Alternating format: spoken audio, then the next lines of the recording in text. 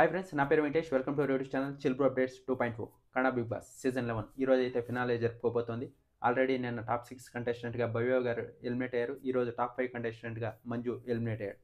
Eliminate అయిన తర్వాత అంతకుముందరే 20 lakhs shoot case పెడితే తీసుకోలేదు, అలాగే బయటకు వచ్చాడు. బయటకు వచ్చిన తర్వాత స్టేజ్ మీద స్పాన్సర్స్ తరఫున ఒకరు 2 లక్షలు, ఒకరు 1 లక్ష, ఒకరు 50,000 ఇచ్చారు. 3.5 లక్షలు అయింది. ఫస్ట్ 2 లక్షలు ఇచ్చినప్పుడు అనాథాశ్రమానికి డొనేట్ చేయమన్నారు, చేశారు.